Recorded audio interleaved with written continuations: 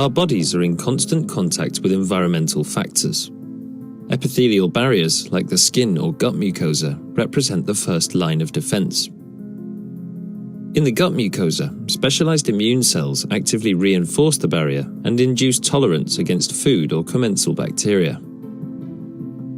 Among these immune cells, a recently discovered type of lymphocyte called innate lymphoid cells, or ILCs, orchestrate immune responses and maintain tissue homeostasis. Unlike the T and B lymphocytes, ILCs do not express adaptive antigen recognition receptors. As such, their activation and expansion is not driven by antigen, but rather by cytokine signals from the tissue. ILCs come in three types: ILC1, ILC2, and ILC3. ILC3s interact with dendritic cells to maintain the epithelial barrier. Dendritic cells, which are specialized in the presentation of antigen, acquire antigen from the gut microbiota and secrete interleukin-23. IL-23 stimulates the ILC3s to make IL-22, which then activates the epithelium to secrete antimicrobial peptides, or AMPs, that kill bacteria directly. IL-22 also enhances IL-23 production in dendritic cells. This dialogue between dendritic cells and ILC3s maintains the barrier against pathogenic or commensal bacteria. ILC3s also interact with macrophages to establish tolerance towards the commensal microbiota. Antigen from gut bacteria induces the inflammatory cytokine IL-1β in macrophages, which in turn triggers the secretion of GM-CSF in ILC3s. GM-CSF signals back to macrophages to induce retinoic acid, which promotes the differentiation of regulatory T cells. Regulatory T cells are essential in maintaining tolerance towards the commensal microbiota.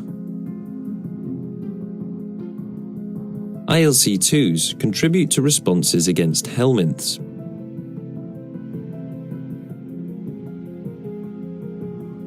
These parasitic worms release enzymes that digest the mucous barrier and cause massive cell death. Epithelial cells sense the danger signals released by the dying cells and produce alarmins.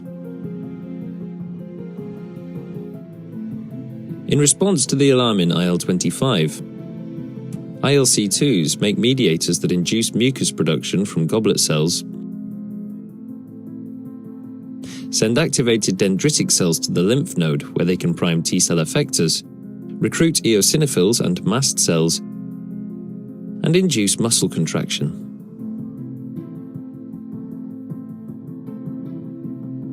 These actions result in the expulsion of worms from the gut.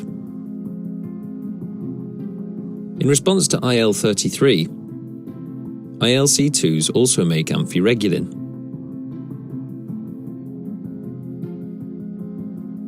which induces tissue repair following worm clearance.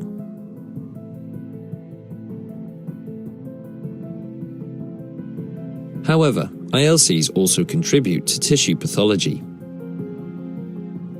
ILC1s, which make the inflammatory mediator interferon gamma, and ILC3s, which can acquire the ability to make interferon gamma during chronic inflammation, are found in inflammatory bowel diseases such as colitis and Crohn's disease and contribute to gut pathology.